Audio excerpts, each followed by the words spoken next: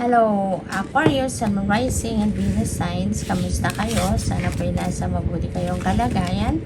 Welcome back po sa Star Tarot. Kung bago kayo rito, welcome din po kayo. Please subscribe, like, share my videos, and leave me a comment kung naka-resonate po kayo. Thank you. So, Aquarius, pasensya na po. Ganito muna yung pamamaraan ng ating pag-shuffle. Kasi hindi po ako makahawak, no? Masakit po ang mga kamay ko. Kaya ganito na lang muna. But don't worry, the intentions are the same. Na ito po yung mga mensahe na kailangan ninyong malaman at this time. Ito yung mga gabay sa inyo, you know, at this time. Pag na magaling na po ang kamay ko, babalik na tayo doon sa dating pamamaraan ng pag-shuffle.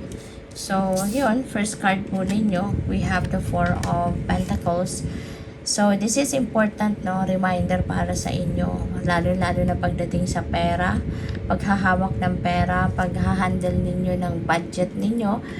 This is a reminder para sa iyo na dapat may balanse lang.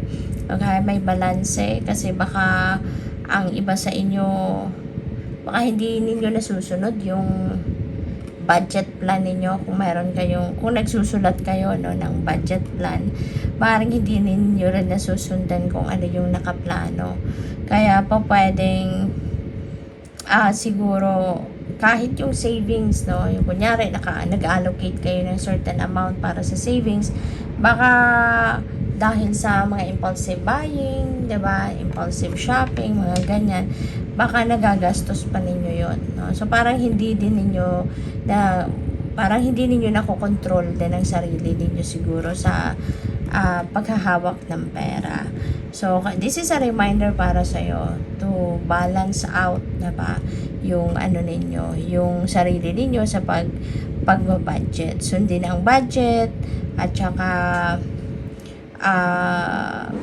dapat istriktuhan talaga, self-discipline, no? Yung financial discipline ninyo, make sure na susundin talaga ninyo yan, nang sa gayon, kung ano talaga yung nakabudget ninyo na pera sa certain na bagay, yun talaga at wag na ninyong gagalawin, yung ganon.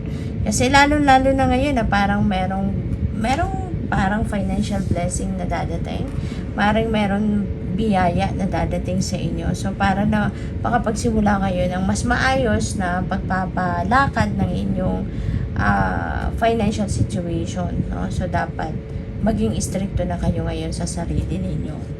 So, we have the Six of Swords. Travel, no? Pwedeng magta-travel ang iba sa inyo. Meron ditong magra-relocate. Pwedeng meron kayong iiwanan, you have a desire to leave something or someone behind. Kasi maaaring parang stressed out na kayo sa sitwasyon na yan. You know, ayaw nyo nang mag-stay dyan ng mas matagal pa. Kaya gusto nyo nang umalis.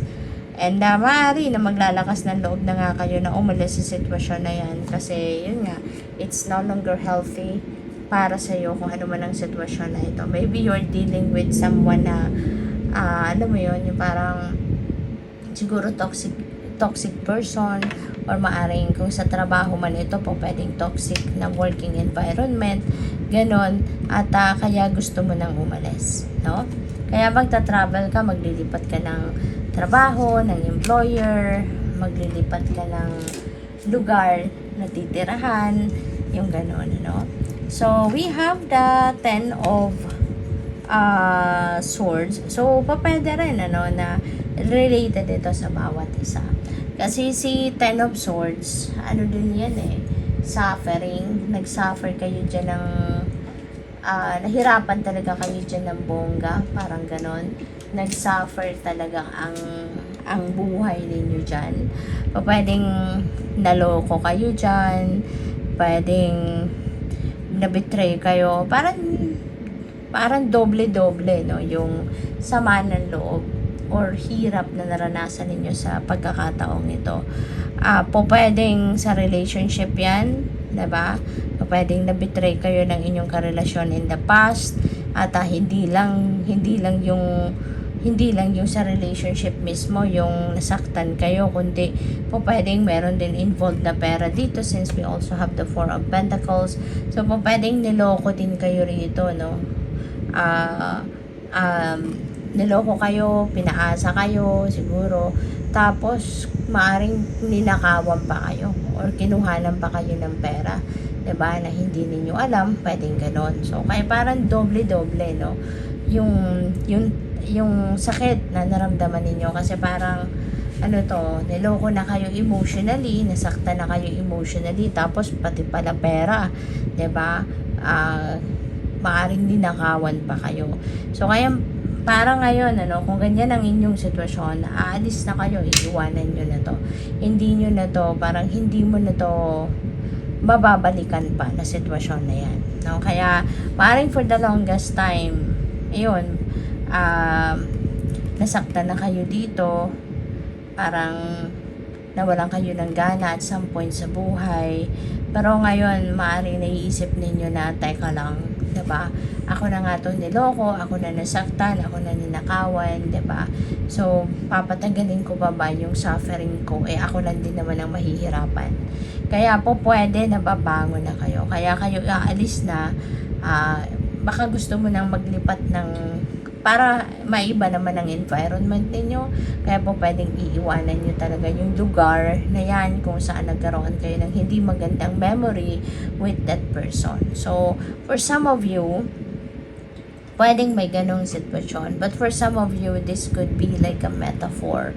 Diba? Na iiwanan nyo. But that doesn't necessarily mean na aalis talaga kayo sa lugar na yon. Kasi kung nandoon yung negosyo ninyo, nandoon yung talagang bahay ninyo, yung gano'n. So, pwedeng ang iba sa inyo will stay there physically, pero yung iiwanan ninyo is yung emotionally, yung sakit na ito, tatanggalin nyo na yan, no, sa sarili ninyo. Babango na kayong muli and you are going to start over again, diba? Maaaring kahit hindi lumapit sa'yo yung taong ito at humingi ng tawad sa'yo, maaaring gagawin mo ng patawarin siya sa loob mo lang sa sarili mo para na makapag-move on ka na at makapagsimula ka na ng bagong buhay na hindi mo na iisipin siya, hindi mo na bibit-bitin sa dibdib mo yung sama ng loob mo sa kanya, yung galit mo sa kanya, yung mga resentments mo sa kanya, diba? So kaya para lang na makapagsimula ka na ng bagong buhay, maging masaya ka na, mag-improve na ang inyong sitwasyon, ang inyong pakiramdam sa sarili mo, tatanggapin mo ng sitwasyon at papatawarin mo na siya para na you can start a new life on a clean slate. So we have this 8 of Cups. Yes, talagang merong pagsasara ng pinto dito sa buhay ninyo, and it feels like related ito sa tatlo kasi ito, ang desire mo dito is talagang leave this situation, iwanan na, talikuran na yung sitwasyon na to kasi hindi ka na dito masaya. And maaring related pa rin yan dito sa sitwasyon na to. And now, handang-handa ka nang pumunta sa kung saan ka magiging masaya. Handang-handa ka nang dalhin ang isip mo, ang puso mo, sa kung ano ang makakapagpasaya sa'yo. Diba? Maaari din na sa pag-alis mo sa sitwasyon na yan, pagtalikod mo sa betrayal na nangyari sa'yo, diba? Magiging masaya ka na at magsisimula ng pumasok ang swerte sa'yo kasi wala nang negatibo matatanggal na sa puso mo, sa isip mo yung mga nagpapahirap o nagpapabigat sa buhay mo, diba? Kaya magsisimula ng pumasok ang positive energy sa'yo, yung swerte papasok na, may mga wishes ka na dito na pwedeng mag-come to fruition, mga dreams mo magka-come to fruition na, diba? Kaya magiging masaya ka nang muli. So, we have 5 of Wands. Ito kayo dati. No? Ito kayo dati. Maaring talaga nag-aaway kayo. Maaring toxic nga ito. Talaga. O pwedeng relationship. No? Talagang ito. Romantic relationship. Na po pwedeng nag-aaway kayo lagi. Maaring bangayan kayo ng bangayan. Maraming pinagdidiskusyonan. Maraming, alam mo yun, yung parang yung pahinga nyo na lang sa pagdidiskusyon is kung umaalis ka at magtatrabaho ka or kung mag-aasikaso ka ng negosyo mo. Other than that, eto, pag nagkita kayo, mag-aaway na naman kayo. Or even hindi kayo magkita sa telepono, pag pwede nag-aaway kayo. Yung mga ganun ba?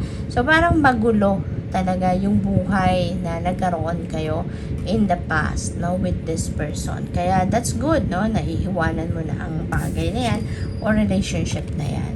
And maaari, no, na isang Capricorn person, maybe yung person that you are dealing with is a Capricorn. Pwedeng ganun ang ganap. So, yun lang. Thank you for watching, Love and Light. Namaste.